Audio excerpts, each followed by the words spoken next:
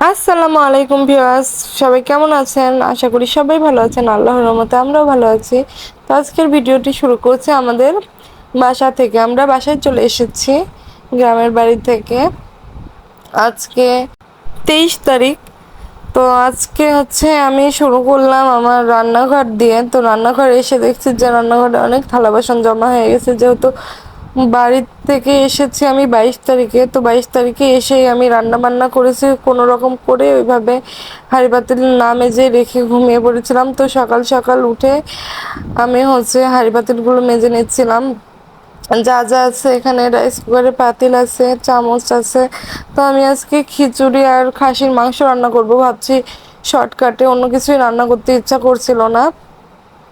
তো আমি এখানে মাঝামাঝি করার পর সব কিছু কেটেও নিয়েছিলাম, যে যা যা লাগবে সব কিছু কেটে গুছিয়ে আমি এখন রান্না করার জন্য প্রিপারেশন নিচ্ছি।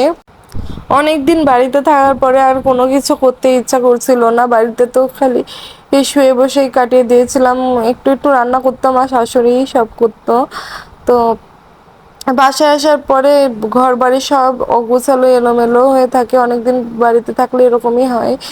তো আমি এটা নিয়ে একটু অস্বস্তিতে আছি। আর আমার থালা বাসনগুলো তো মাজা শেষ হয়ে গিয়েছে। তো আমি এখন খাসির মাংসগুলো একটি বাটির ভিতরে ধুয়ে পরিষ্কারভাবে সুন্দরভাবে ধুয়ে নিচ্ছিলাম, যাতে একটু ভিতরে এই যে ময়লা রক্তের পানি না থাকে। তো মাংস ধোয়া হয়ে গেলে আমি খিচুড়ি রান্নার করার জন্য চাল আর ডাল একসাথে মেপে নিয়েছিলাম, ওইটাও ধুয়ে নিব।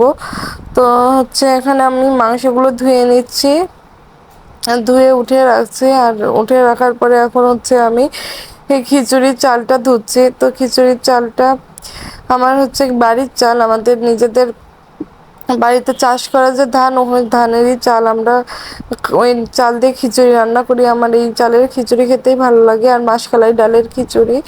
তো চাল আর মাসকলাই ডালের দিয়ে মিশিয়ে একসাথে ধুয়ে নিচ্ছি। তো এখানে আমি রাইস কুকারের ভিতরে খিচুড়ি রান্না করব। রাইস কুকারের ভিতরে আমি তেল দিয়ে দিলাম, তেল দেওয়ার পরে তেজপাতা দিয়ে দিচ্ছি। এরপরে একে একে যেসব কাটা মশলা, পেঁয়াজ কাটা, তারপরে রসুন কেটে রেখেছিলাম, রসুন, তারপরে কাঁচামরিচ কুচি, তারপর গরম মশলা যেমন দারচিনি, এলাচ, লবঙ্গ, লবঙ্গ তেজপাতা তো দিয়েছি। এগুলো দিয়ে নাড়াচাড়া করে নেব, একটু ভাজা ভাজা করে দেবো। আমি এর ভিতরে সামান্য একটু মেথি দিয়ে নিয়েছিলাম। তো এরপরে নাড়ানাড়ি করতে থাকবো আমরা। তো আপনারা দেখতে থাকুন। এরপর একটু আদা বাটা, রসুন বাটা দিয়ে দিচ্ছি। অনেকে হয়তো মেথি দেখলে অবাক হয়ে যেতে পারেন যে খিচুড়িতে মেথি দিচ্ছে, কিন্তু আমার মেথির ফ্লেভারটা ভালো লাগে। তো আমি মেথি দিয়ে দিচ্ছি এই জন্যই। আর এরপরে ধুয়ে রাখা যে চাল আর ডালটা, ওইটা দিয়ে দেব। ওটা বেশ খানিকক্ষণ, প্রায় 10 মিনিট মতো এটাকে নাড়তে হবে। তো খিচুড়ির উপরে আমি কাঁচামরিচটা দিয়ে দিচ্ছি, কাঁচামরিচ আর রসুন আমি খিচুড়ির উপরেই দিয়ে দিব।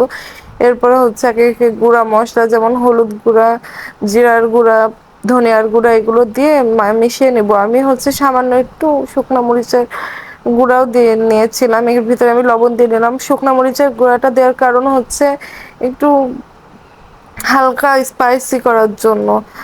তো এর জন্যই আমি শুকনো মরিচের গুঁড়াটা দিয়ে নিয়েছিলাম।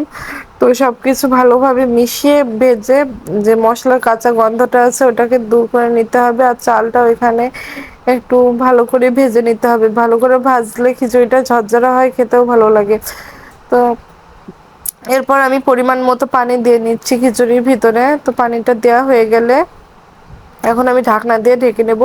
তো ওই পাশে আমি মাংসের জন্য যে প্রিপারেশনটা নিচ্ছি। আজকে আমি মাংস রান্নাবো প্রেশার কুকারের ভিতরে। আমি কষিয়ে রান্না করব। আগের দিন তো ঈদের দিনের ব্লগে আমি হাতে মাখিয়ে মাংস রান্না দেখিয়েছিলাম, যেহেতু অনেক মাংস, সেই জন্য হাতে মাখিয়ে নিয়েছিলাম। তো প্রেশার কুকারের ভিতরে আমি যে বাটা মশলা, তারপরে কাটা মশলা, পেঁয়াজ, কাঁচা মরিচ, তারপরে গরম মশলা, তেজপাতা, এগুলো একসাথে দিয়ে নিয়েছিলাম। তারপরে এখন হলুদ গুঁড়া, মরিচ গুঁড়া, এগুলো দিচ্ছি। সমস্ত গুঁড়া মশলা যেগুলো আছে, লবণ, তারপরে জিরার গুঁড়া, ধনিয়ার গুঁড়া, এগুলো দিয়ে ভালো করে মশলাটাকে কষিয়ে নিতে হবে তেল ছেড়ে ওঠা পর্যন্ত। তো ভালোভাবে মশলা কষানো হয়ে গেলে এরপরে আমি এর ভিতরে মাংসটা দিয়ে দিচ্ছি। মাংসগুলোকে দিয়ে আমি হচ্ছে অনেকক্ষণ ধরে কষাবো, ভালো করে পানি না দিয়ে কষাবো। আমি যে কোনো জিনিস ভালো করে প্রপার কষানোর ট্রাই করি। আমার হচ্ছে পানি দিলে সেটার টেস্ট ভালো লাগে না। আমি হচ্ছে পানি না দিয়েই যে হচ্ছে চুলা আস্তে করে দিয়ে মাংস বা যে কোনো তরকারির ভিতরে যে পানিটা আছে ওটা বের করে নিয়ে আসার চেষ্টা করি। তো এখানে আমি তেমনটাই করছি, আমি আস্তে জাল দিয়ে হচ্ছে মাংসটা কষাচ্ছি। আর এদিকে আমি আমার রান্নাঘরের থেকে বাইরের যে ভিউ এটা একটু আপনাদের সাথে শেয়ার করলাম।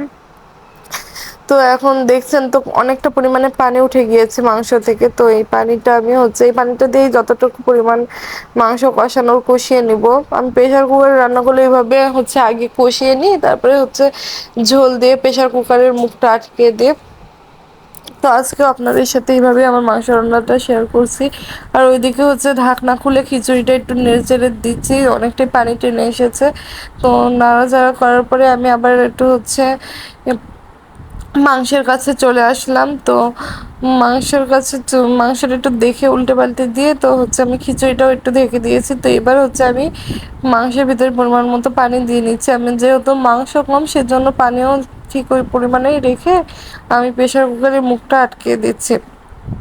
তো আমার রান্নাঘরটা এখন একটু অগোছালো আছে, যেহেতু বাড়ি থেকে এসেছি সেভাবে কাজ করতে পারছি না, আমি একটু অসুস্থ। তো এদিকে রাইস কুকারটার ভিতরে খিচুড়িটা একটু নেড়ে দিয়ে খিচুড়িটা ঢেকে দিয়ে রাখবো, যে যতটুকু পরিমাণ পানি আছে ওইটা শুকানোর জন্য। তো আমার রান্না কমপ্লিট হয়ে গেছে, তো এখন আমরা বেড়ে নিচ্ছি, একসাথে খাওয়া দাওয়া করবো। আমাদের প্রচুর ক্ষুধা লেগেছে। তো হচ্ছে আজকে আমার রান্না করতে একটু বেশি লেট হয়ে গিয়েছে। তো এই জন্যই খুব তাড়াহুড়া করে খাবার বেড়ে নিচ্ছিলাম। আমার হাজবেন্ডও একটু তাড়া দিচ্ছিল। তো আমি আর ভিডিওটি বেশি লং করছি না, আমার ভিডিওটি আজকের মতো এই পর্যন্তই। আপনারা সবাই সুস্থ থাকবেন, ভালো থাকবেন, আমাদের জন্য দোয়া করবেন, আমরাও যেন সুস্থ থাকতে পারি। তো আমার ভিডিওটি যদি ভালো লেগে থাকে তাহলে লাইক, কমেন্ট অ্যান্ড শেয়ার করবেন, সাবস্ক্রাইব করবেন। ফেসবুক থেকে দেখে থাকলে ফলো দিয়ে দেবেন। আল্লাহ হাফেজ।